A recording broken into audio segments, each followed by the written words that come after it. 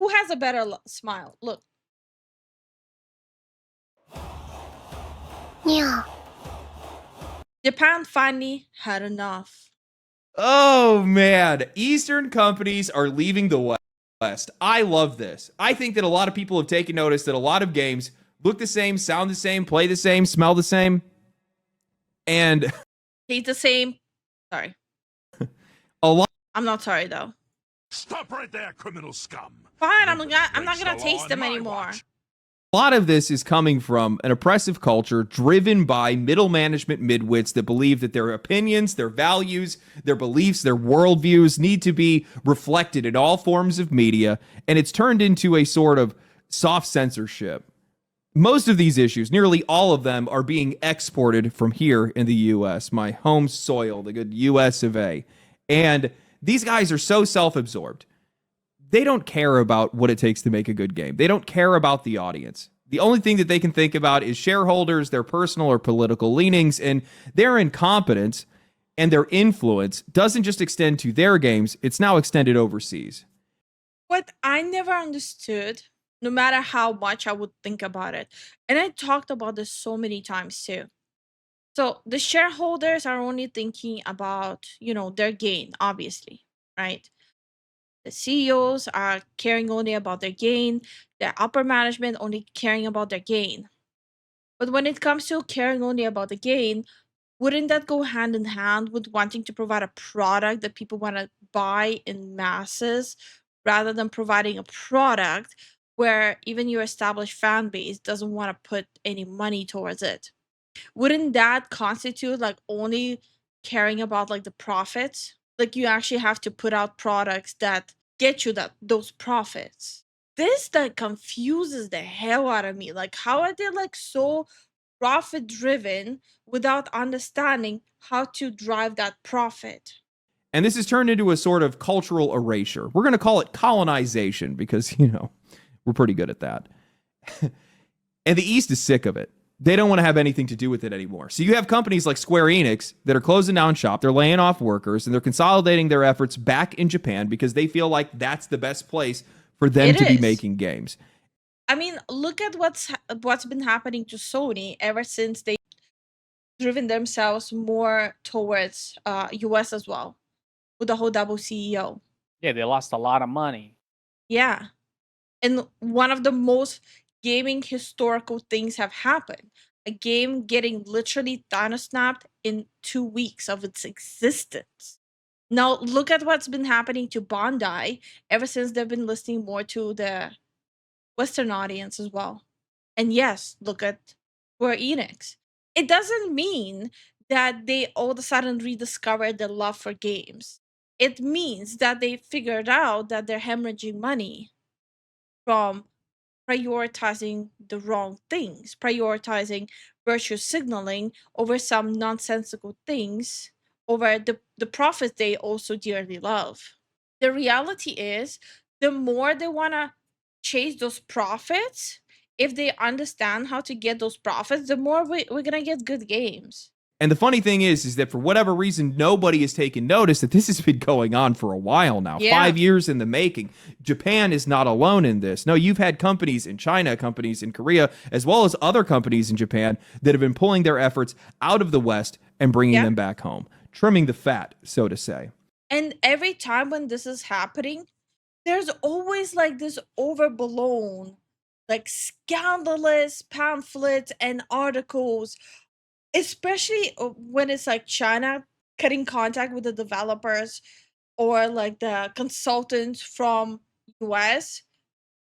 Again, example, Marvel Rivals getting rid of this temporary Seattle team. The amount it was overblown. How dare the China team get rid of the US team? There will be nothing without us. We were the whole creative team behind them. They were just temp jobs. And like those people who were on the Seattle team, who are leaning into all of that too, saying the same stuff, fully making themselves look like unhireable clowns. It's different when they just got a taste of their own medicine. Like the Yeah. West being the one that being outsourced.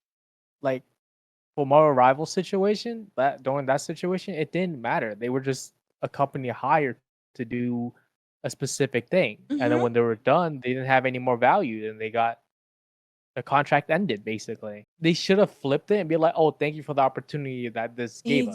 And Exactly. Especially with the amount of games China is investing into right now, and the amount of their own companies that are working on games right now, they already had a footing into the Chinese gaming market. They already had a foot in the door. no, now they shot their foot off. So today I want to talk about why that's happening. I want to talk about why Japan's biggest publisher is pulling back. I want to talk about why Japan's government is telling their artists to stop taking notes from the West, and why I think this is going to Based. start a creative split that we haven't seen since the 90s. And it couldn't happen any sooner.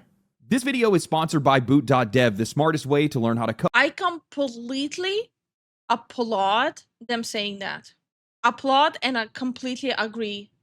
Without getting bored. You know, sometimes I'll just flip through boot.dev lessons, not because I'm trying to make my own game, but because I want to understand how games are actually made. It's crazy to see how much logic and structure goes into a lot of these systems that we take for granted. And honestly, I think more people should give it a shot. We have seen so many wild indie success stories lately, solo developers turning side projects into full careers. I think it would be great to see somebody from my own community do the same.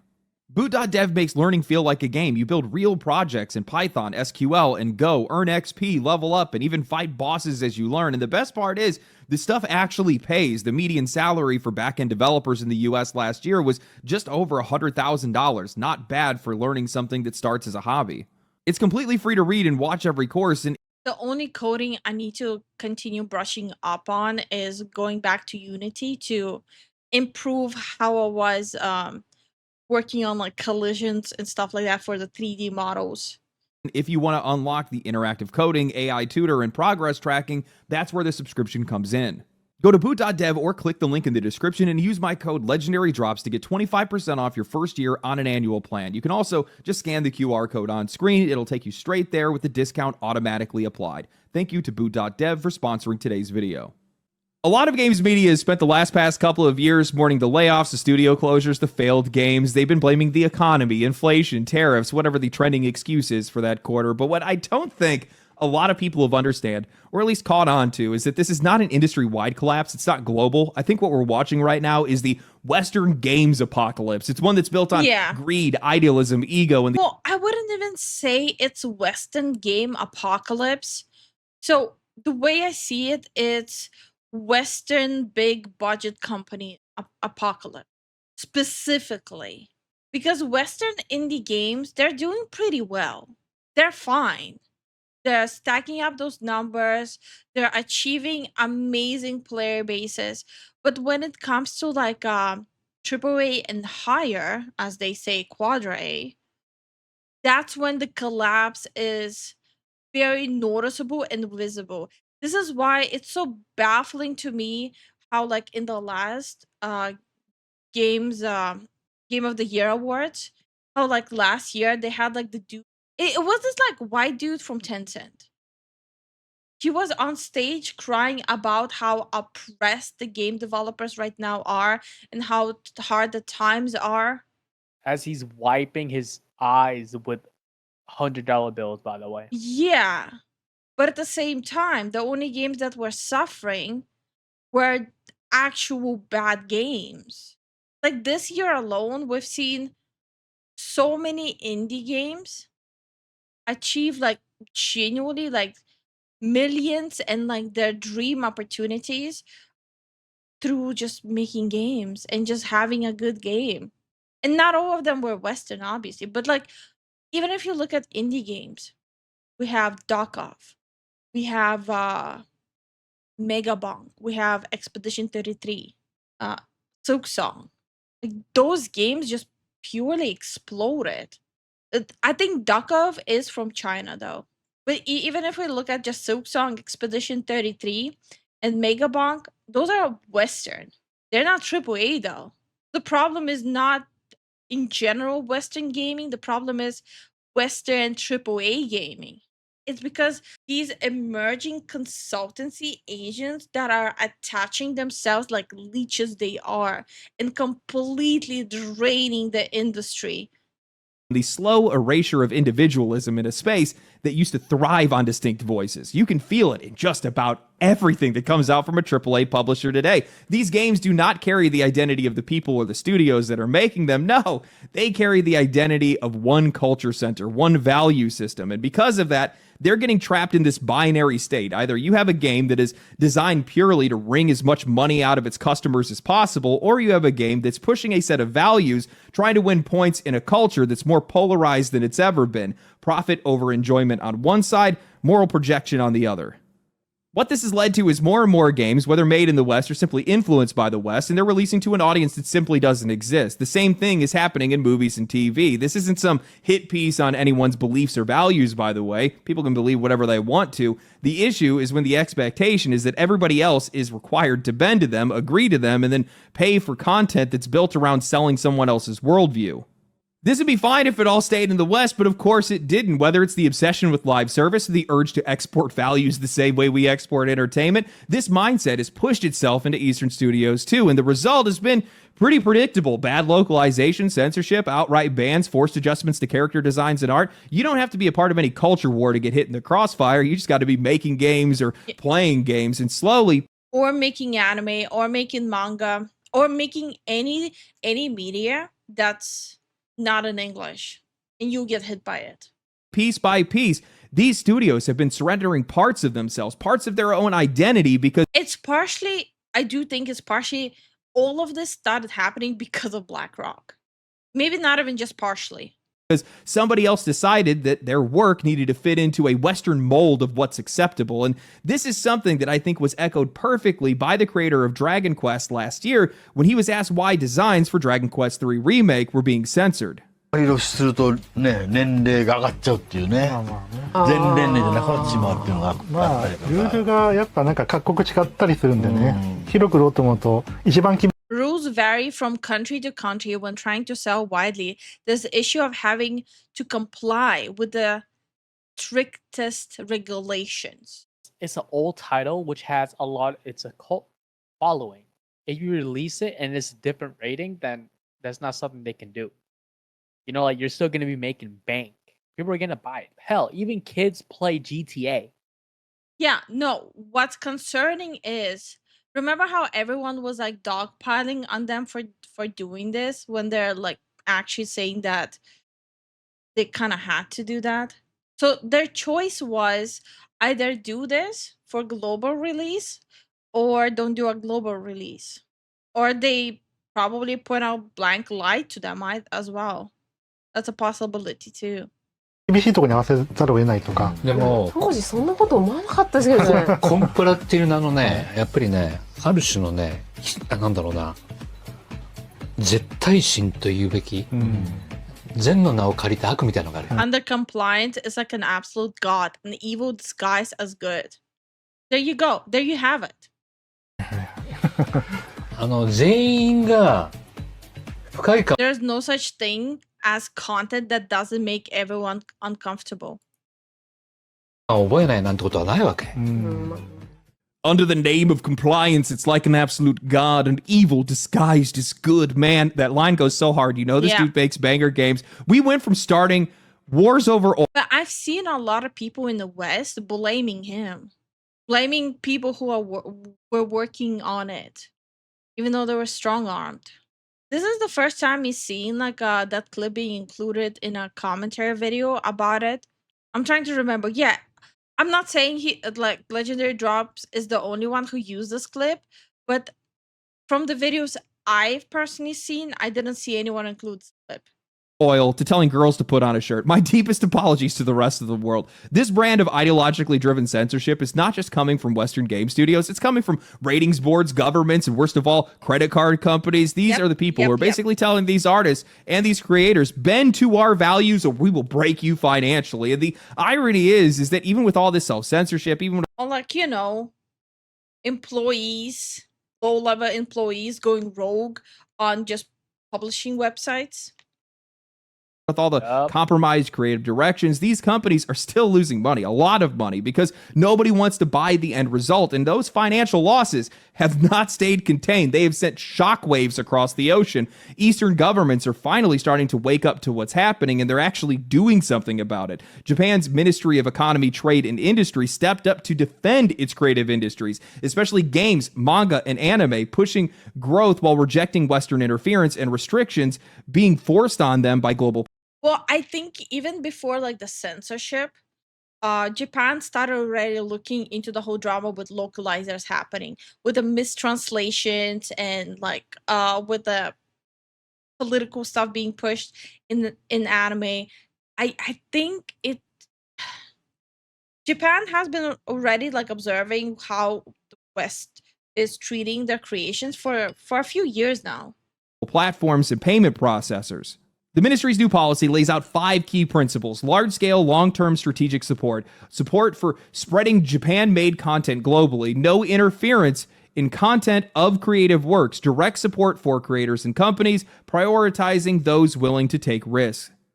And now I love to see a government actually stepping up to protect its local industries. And the best part is these guys are not doing it alone. No, these companies are starting to fight back too, not with speeches, but with their budgets. Because when the West is trying to bully you into submission, you got to remember there's only one language to speak, and that language is money. Stop investing in them, stop hiring them, stop relying on them, and they will change their tune. And that's exactly what some of these Eastern game companies have started doing. Every major publisher in the East has been systematically rolling back their Western footprint, consolidating their efforts back home. In 2024, Nexon laid off hundreds of workers at Nexon America under the banner of exciting IP growth strategy. Tencent has closed 3 Western studios and laid off hundreds of workers. NetEase. Yeah. Not just that. But when it comes to like Tencent, stuff like that, and even NetEase. So they were actually one of the biggest investors when it came to upcoming Western games. And they just pulled their budget. They pulled their money out. I think one of the few games that still has their money is Dawn Walker. Shut down 6 Western studios, adding to more than a dozen closures since 2022. And now, Square Enix is joining them. In an article from IGN written by Rebecca Valentine titled "Square Enix Undergoes Mass Layoffs as it Reorganizes to Consolidate Development in Japan," Rebecca writes, via public posts from former employees as well as confirmation from internal sources, IGN has learned that employees in the UK and the US are being informed of layoffs today, with an unknown number of US employees being dismissed by the end of the week and a possible 137 jobs at risk in the UK. Under UK law, Square Enix must undergo redundancy consultations to see if any jobs can potentially be saved, so the final number in the UK can be smaller. It's not clear yet which teams will be impacted by this or to what extent. Internally, a slide presentation, now publicly available, was also shared with employees earlier today, offered a progress report on Square Enix's ongoing reorganization of overseas organizations, of which this restructuring seems to be a part of. Per Square Enix, this strategy already involved closing overseas development studios and shifting towards consolidating development functions in Japan. As a part of this, Square Enix already sold off Crystal Dynamics, Eidos Montreal, Square Enix Montreal, and a number of associated IPs to Embracer Group. It also laid off workers across its Western operations in 2024. That leaves Square Enix with Life is Strange, Outriders, and the Just Cause franchises currently being managed by its Western studios, as well as publishing of the Power Wash Simulator. I mean, can you blame them? Think about the kind of money that Square Enix is burning just by keeping these Western teams afloat. It's also just like a massive overload. It could potentially be that people who are competent at their work are being caught in the middle of the crossfire. But ever since like 2020, we all would know what happened in 2020. Everyone stayed inside, mass consuming subscription services like Netflix and games and Twitch and everything. So there was also a lot of overload that happened during that time because for whatever reason, the entertainment industry thought it would just continue going up once the doors are open again, but it crashed on them. So ever since the numbers started going down, they realized how much overload they hired. So now they're also on top of it all trying to clean house still. Tencent funded Dawnwalker. No. When it comes to Dawnwalker, it was NetEase that invested into Dawnwalker. Compra says, couldn't these Japanese dev look up distribution laws in America? They have the internet. Lamont instead they just take Westerners' word as fact. They're not taking Westerners' words as fact. They go through different channels. So the way it also works, they hired people that were supposed to be that was their whole job, providing that information to them. And the people that they hired, who they thought were competent with the information that they're providing, dropped the ball. The nicest way I can put it. They dropped the ball on it. They didn't provide them accurate information. They didn't provide them accurate market research. They didn't provide anything accurate to them. And this is the time when a lot of these consultant agencies were popping up. Yeah. Bad actors. Yeah. So at that point, I guess they hired a bad actor agency, and yeah, like it went from there. For example, what happened with best example, SBI. How they openly admitted how there are blackmailing developers into hiring them and implementing the changes they say. And they openly on a stage admitted to that and told and basically bragged about emotionally manipulating and lowballing and blackmailing people into hiring them by scaring them.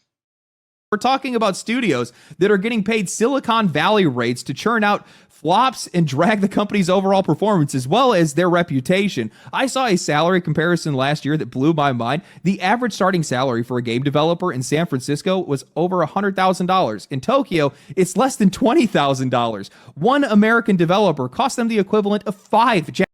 And once again, I'm going to remind people, NetEase, Marvel Rivals, fired the whole Seattle team. Japanese developers, or depending on how you want to look at it, one American developer is actively contributing to why Japanese developers are getting paid so little. That's what Western expansion looks like on a balance sheet.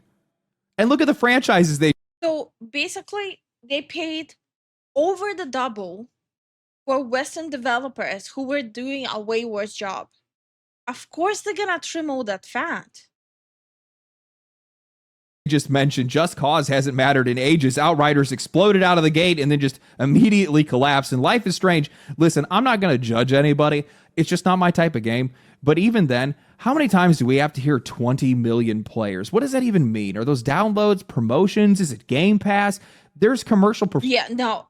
The second I see X amount of players, I don't care. Sales numbers or nothing. Pixar didn't happen. Performance there, I'm sure, but I'm not sure that it's trending upward. No matter how many spin-offs or different DLCs they put out, it just hasn't caught on after that. Almost... Wait, the Steam page says the publisher of Dawnwalker is Bandai Namco. Investors, the funding is NetEase. It's not the same as publisher. So when it comes to games, you have the developing team, then you have investors, and then you have publishers. Those are 3 different things. You have instances where it's the same thing, right? So developer, publisher, and investors are the same thing, which is usually and commonly with those big companies like EA, Ubisoft, etc., right? But when it comes to especially like first time making a game like Rebel Wolves, who left CDPR to make Rebel Wolves, they had to secure investment, which was from NetEase. Okay, one of the investments was from NetEase. Then the company that decided to take them under the wing and do the promotions and marketing and publishing for them was Bandai Namco. And then the development team itself is Rebel Wolves. So you have the development team, Rebel Wolves, you have the publishing team, Bandai Namco, and you have the investment, NetEase. Every single Western developed, Western published, or Western influenced project that Square Enix has touched has lost money. Marvel's Avengers was a generational disaster. Babylon's Fall died instantly. And Forspoken, man, I don't even know where to start with that one. Bro, oh my god, Forspoken was such garbage. Holy hell. I remember when the first trailer came out and was like, oh, I'm gonna play it. The abilities look pretty cool. The game dropped. I showed Zen a video. That was before we started like even making content on all of this. I showed him the clip of like the element why he even wanted to buy the game, like how the abilities look like. Then just went, I'm good. I'm good. Yeah, or spoken. I remember it. My God, no, they dropped the ball on that one as well. Massively. It could have been a great game. You know what we did buy though and enjoyed it? Hogwarts Legacy. But I do know why it happened. Misplaced influence, misplaced values, misplaced confidence, people pretending to represent the audience when they only want to represent themselves. And that mindset, that slow, creeping, boardroom approved ideological drift spread through Square Enix like a cancer. It erased their identity, their voice, and their sense of artistry. It turned a company that has been known. It's so funny to me how me and Zen, we went from, buying games and enjoying games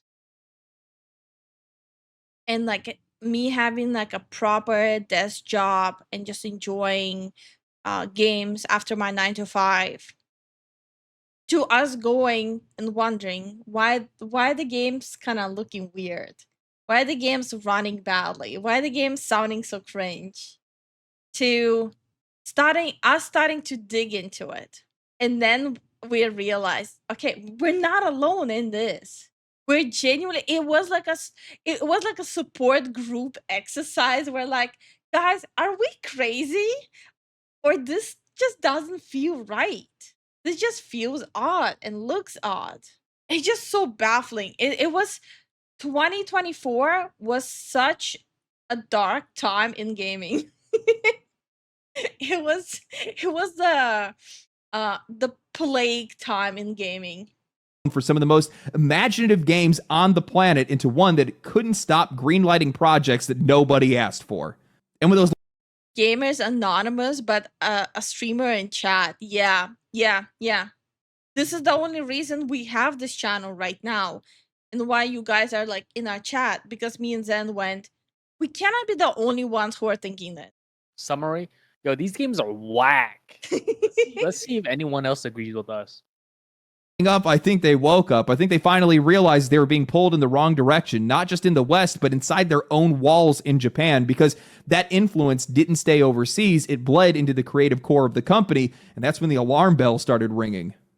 These publishers are doing exactly what they need to be doing right now. While there's still a few Western developers and Western studios and Western games that are absolutely fantastic, these are studios that are living outside of the machine. They're not chained to the social political nightmare that we are entered into almost every single. Mhm. What do you think will come back first? Western gaming coming back to their senses, or Japan rehiring people in the West? What will come first? It's right now it kind of feels like neither.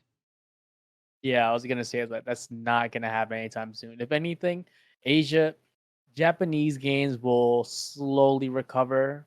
Chinese game and Southeast Asian games will rise up. Hmm. Single day. And while I'm sure this message won't reach you, you're doing the right thing. We need some time alone. Think about how much pressure these guys are under right now. They have ratings boards that are censoring them for showing too much skin. They have credit card companies that are withholding their money, cutting their distribution, delisting their games, Yeah. or just outright flatlining their sales. The government are bought out by these credit card companies. Yeah. And then you have Western media that is going to drag their games if they don't align with their ideological views. Yep. They're getting it from every single end. I couldn't imagine how these guys could take it any longer. No wonder they're fed up right now. I really would have appreciated if like Legendary Drops would have specifically said it's not just Japan, it's all of Asia that's going through this. I know I bring this up so many times, but I just find it so disgusting what game science had to go through. Luckily, they can cry all the way to the bank now with all their millions. They're making a second game. They're not crying to the bank. They're investing. I'm so excited about the second game. Holy. Lifu, same credit card companies that not have a problem paying for OnlyFans. Oh, I'm aware. I'm aware. I think I have like 10 videos on censorship by this point. Even though I don't play Gunnar games, right? Like I have no interest in them. I don't play them. This is why we were talking about critical thinking when it comes to censorship. It's gonna start with Gunnar stuff, but it's not gonna end there. So even if you don't play Gunnar games and it's not affecting you right now, it doesn't mean it's not gonna be affecting you in the long term. This is the best thing Small. that they can do. Absolutely, it's the best thing that they can do. They need to quarantine themselves. And better yet, the best way to be able to fix the West is stop letting them get a piece of the pie. Stop giving them money. Stop giving them jobs. I mean, look at how fast the manga and anime industries have grown over the past couple of years. I mean, the chainsaw COVID time. That's what happened. 2020. Anime became so mainstream to a point where they're trying to tie everything in anime to real life politics now. Everything. Any anime that becomes popular, they're tying it to either illegal immigrants or political agendas or not having enough representation.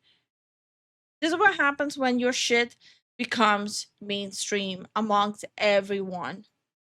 And because everyone was locked in, what did they do? They watched anything they could find. Man movie and the Demon Slayer movie absolutely just destroyed at the box office. All you got to do is wait them out. They'll come crawling back. They just need to make their own games. Don't listen to anybody else. Ignore everything that's going on over here. If you just make your own games, I can promise you it's probably going to be the best games that you've made in the past decade. We're going to buy it. I can tell you that right now. We actually already know that's the case. Because for all of the studios that have ignored any of this Western influence or any of the censorship that a lot of these guys have been put under, any of these people that are making games that are unapologetically Korean or Japanese or Chinese, every single one of these guys have found success. Too many games feel the same. There is so little distinction left between where any of these games are coming from that more than half the time, the only real identifier we have is the damn company logo. One of the clearest moments for me where this all just kind of hit me like a truck was Expedition 33. Sandfall is a French studio. That was a French game. That game didn't just have a French coat of paint, it lived in that artistic. Oh, Expedition 33 was so French coded. I felt like inside of my bowls, I grew 2 baguettes there. Okay, raunchy joke aside, it was very French coded. And I still loved it. Just French coded. In their interview, they literally said, "Oh, well, we're French." No, but I have to somewhat agree with legendary drops. While there are for the longest time a lot of games that literally was same, right? Like there was no actual difference.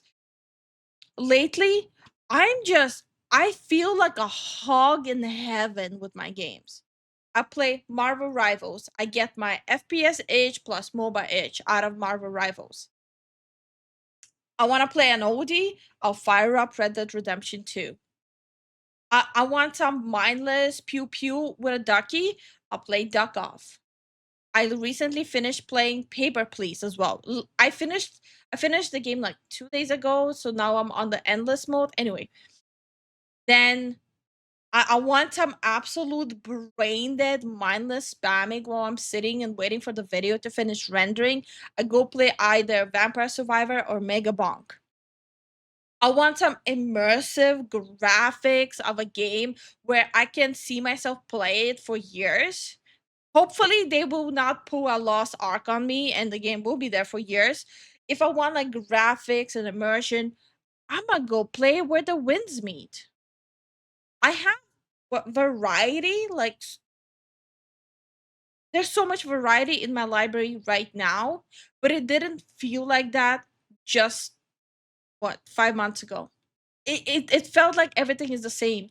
And I had this conversation on stream and off stream on a frequent basis. I don't know what to play.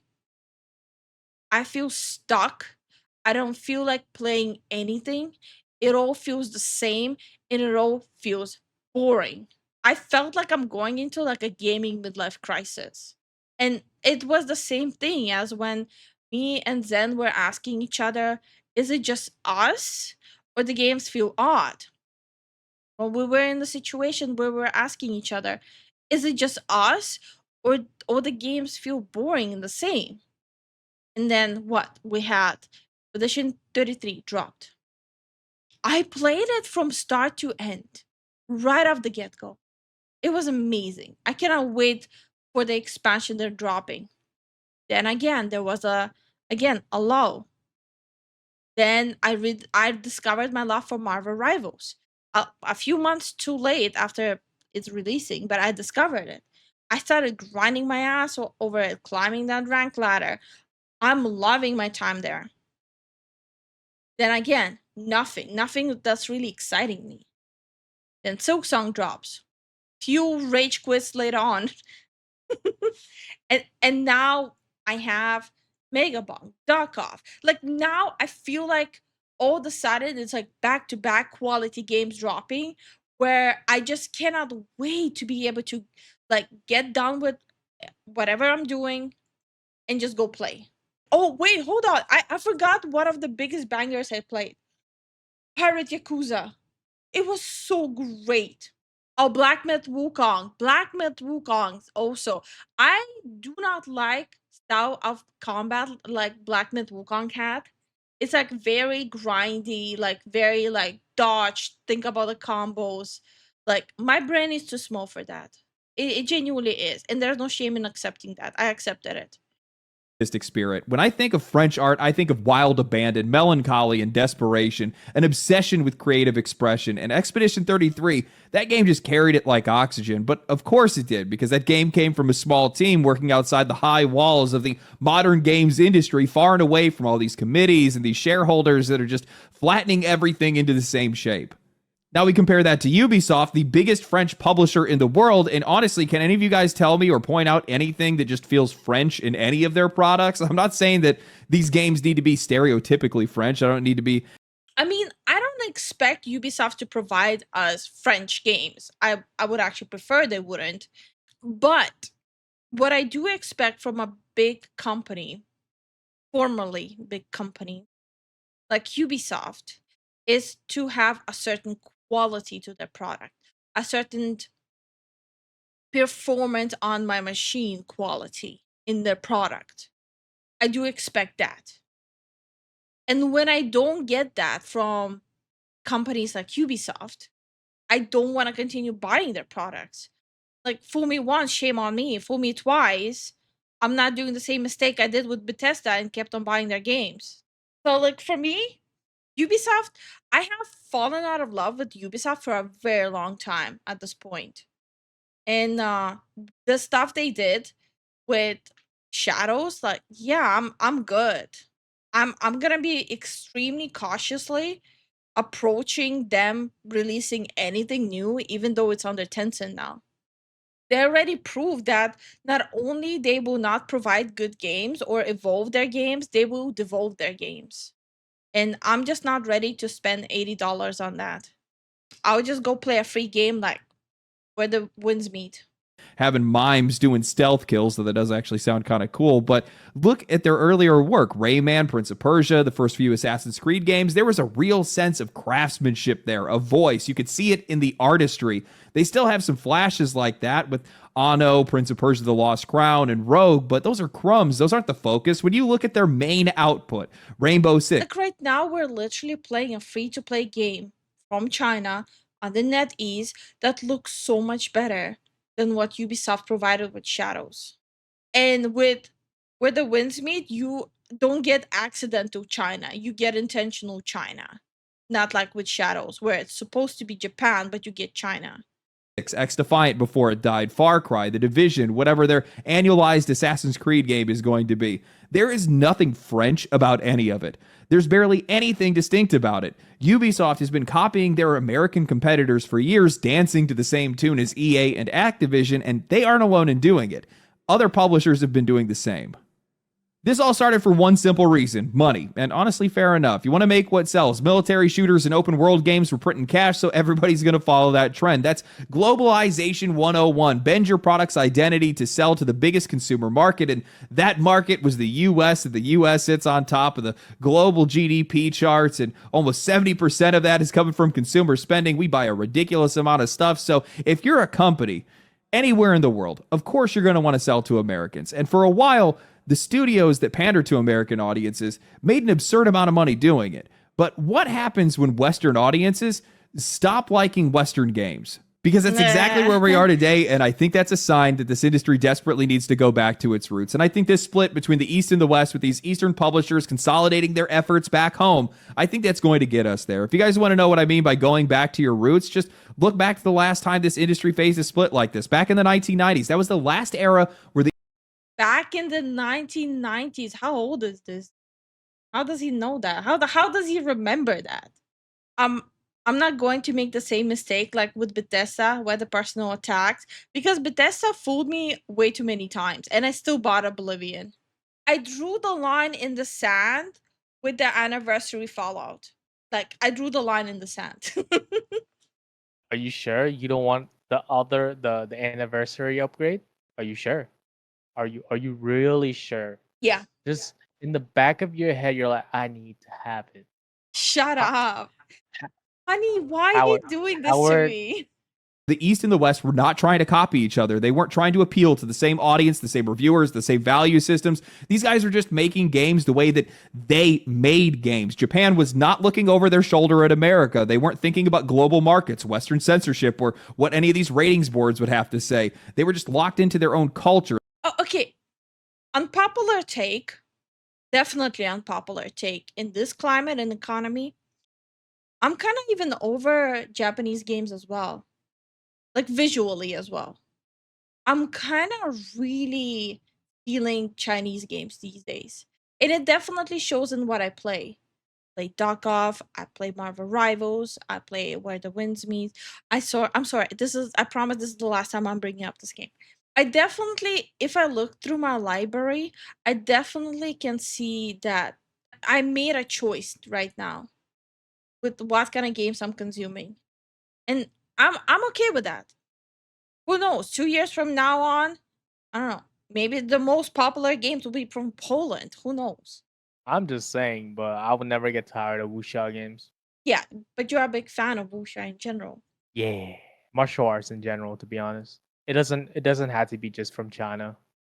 By the way, PlayStation 5 just announced a price cut for Black Friday suddenly.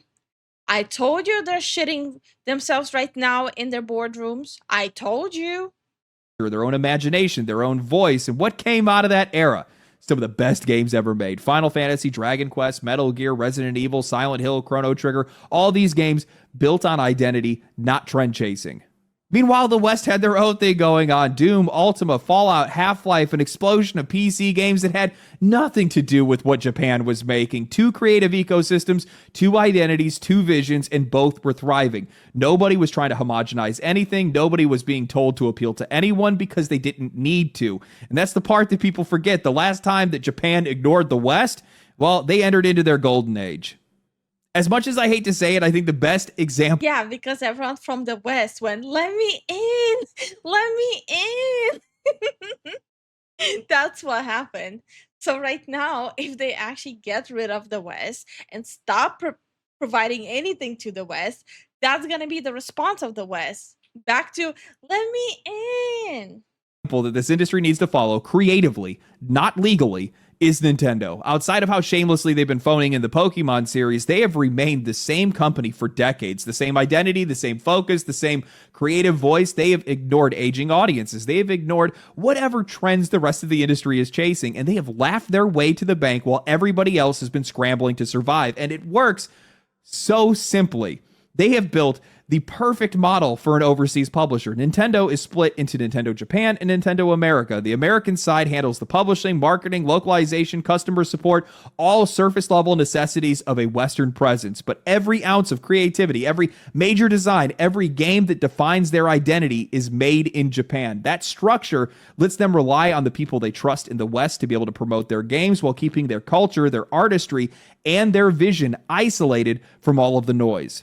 And now this is where my stance might rub people the wrong way, but I think it's the truth. I am a cultural essentialist. I think that collaboration can produce some incredible things, sure, but cultural expression, the real stuff, the stuff that really lasts, comes from a unified culture of making something for yourself, not for the world at large. The broader your target audience becomes, the more your creative voice gets lost, and once it's diluted.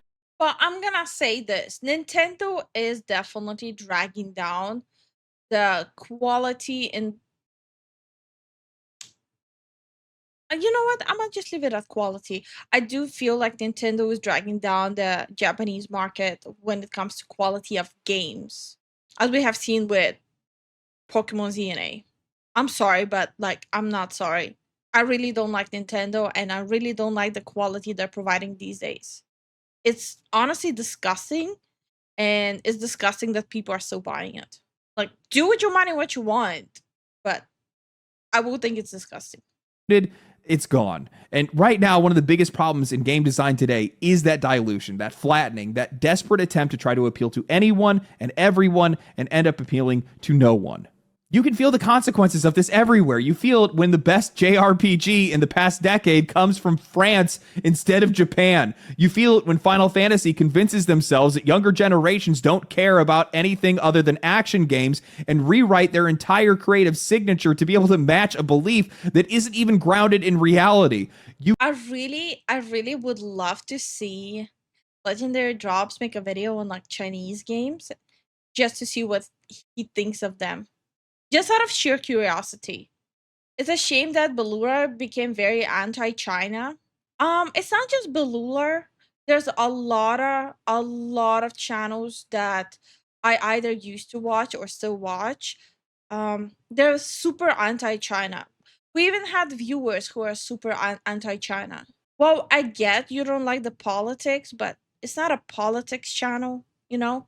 I want to be able to judge games just based on what game it is and not what politics the country is doing. You see it across this entire industry. Identity is being muted, culture is being blurred out, and every major franchise is starting to feel like a remix of the same ideas, the same influences, and the same values. When I look at the biggest Eastern titles over the last couple of years, I think that the reason why these games resonated so deeply is because they didn't feel like Western games. They didn't try to. They represented a cultural worldview that was completely outside of our own. And because of that, everybody wanted to play it. They pushed against the grain of what the Western industry has been insisting games actually should be, even though we've been telling them it's exactly what they shouldn't be. Take Stellar Blade. There is no shot anyone in the West is going to make a character that looks like Eve or even half the other women that are in that game. And we know that's the case because almost every. But they used to, though. They used to make characters like that in the West. And no, I am not asking for hypersexual characters. I don't think Eve on her own is hypersexual. She looks like a normal woman, in my opinion. What happened in the West? Like, why the sudden war on femininity and war on masculinity? Who hurt them? Western reviewer had something. Like, I don't know about the rest of people here, but I do prefer my characters in the game unless it's like fitting having an ugly character. Like, some games, it fits having an ugly character. It just does. It works perfectly. But I do prefer my characters either very feminine or very masculine. And one of the main things that really frustrates me is specifically when men in games, they don't really come across as men either. There's a reason why I really like Space Marines too. If I play as a man, I want to feel like I'm a man, like I can fuck shit up. See, that's the thing with where winds meet, right? You're a pretty boy, but you fight like a man. Well, I play a very feminine character there.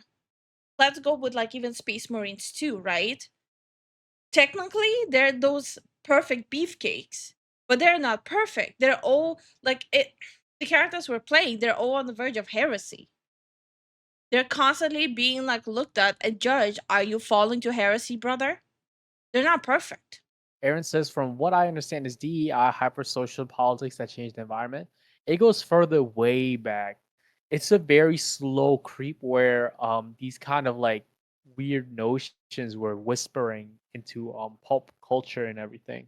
Now this is where we're at. TV shows, comic books, they're all weird now. And by the way, being a pretty boy like in the Wuxia game, it doesn't mean you're not masculine. Being pretty boy, like having a pretty face, it's not an equation to not being masculine.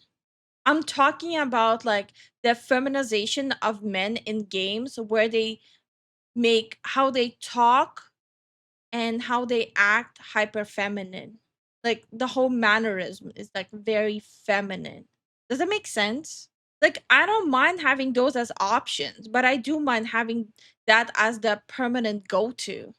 Negative to say about it, not because the game was bad, but because the character designs didn't align with their personal values. They then misrepresented its quality, they lectured the audience, and they were shocked when players loved it anyway. Then you got Black Myth Wukong, a game that took the world by storm. Western media dragged it too, and again, it didn't matter. None of those voices, none of those noises mattered. What only mattered was how the players received the game, and the players saw something that they had never experienced before, a window into one of the oldest cultures on Earth, based on a story older than most languages, wrapped in style and tone that nobody else could replicate. Sure, it shares some DNA with some third-person action games, but that was the only familiar thing about it.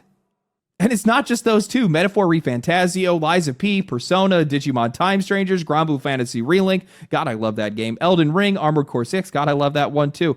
You can throw the gacha games into this pile. The reason why these games have succeeded and why they've continued to succeed is because they have something that the West has completely lost: a distinct, unfiltered creative voice.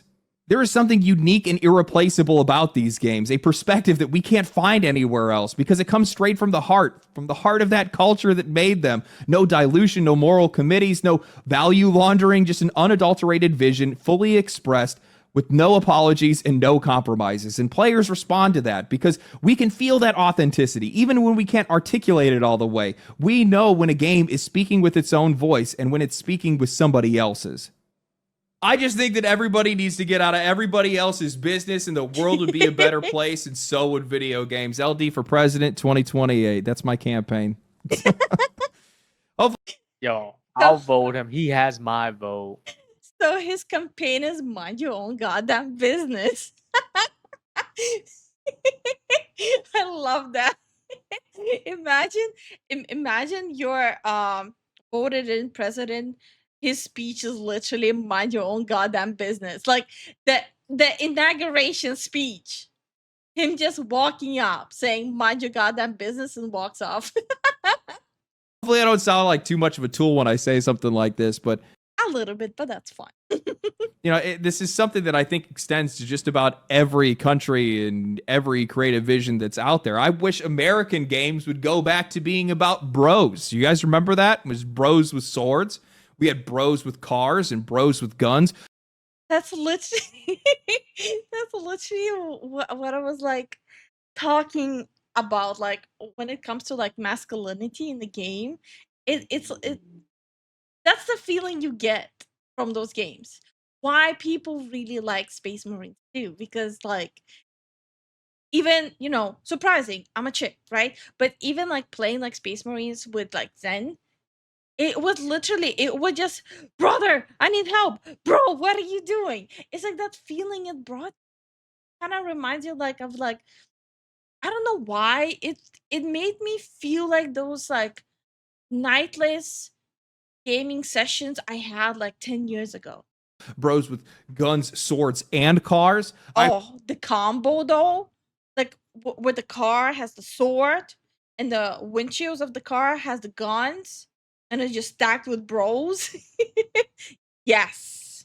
miss when blood feuds could only be solved through violence and not friendship and hugs at the very end. I don't need games to have a moral of the story. There doesn't have to be any morals at all. I just want it to be badass.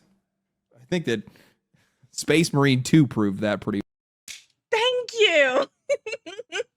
Thank you. well.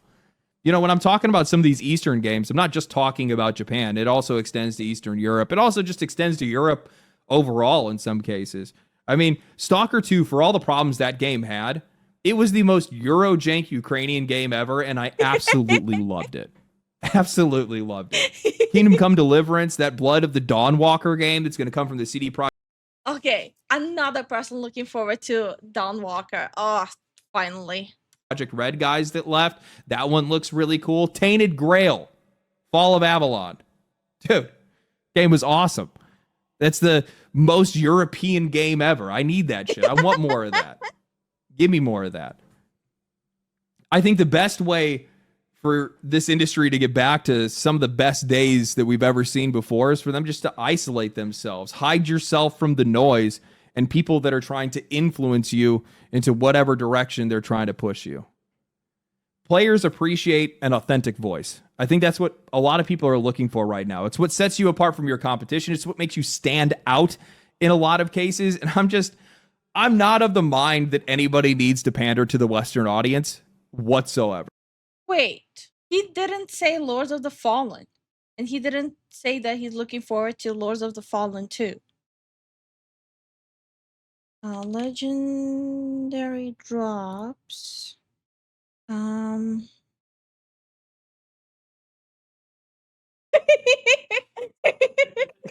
Post. We are not a monolith. We never have been, for all I know, and we're definitely not one right now. And the best thing that you can do for yourself is just make a game that you want to play, make the game that you want to make, hedge your bets, and make sure that you're not spending too much money, and just hope for the best. That's all you can really do. I'm really interested to see where this all goes. I really am. These guys. I mean, I already see like more and more bangers are being released, and a lot of games that I'm genuinely looking forward to lining up. Like I'm very hopeful and excited for what's to come. Very excited. Guys cutting jobs, taking a lot of money away from some of these Western guys. I mean, it costs them a lot of money to be able to develop here. And then you have all of the extra cultural baggage that's coming along with that. I'm going to be honest with you guys, I just don't see a reason in why anybody would want to come and develop games here. It's too expensive to do so, and there's just too many problems that you're going to have. So I think this is going to be a part of a much broader trend. I wouldn't be surprised to see Sony also go in this direction, or maybe another company. I don't know. We'll see. Anyway, hope you guys enjoyed the video. I'm absolutely tired. I'm going to go to bed. Stay cool, stay righteous, stay safe. I enjoy his videos. I'm spinning in circles like a crooked thread. Dance with the chaos inside my head. I'm bouncing off walls, can't find my feet. Stumbling round in a world so sweet. The world's a carnival, a funny parade. I'm laughing through tears in a bright masquerade. Strange colors blur, but I'm still in the game. Juggling dreams, but none feel the same.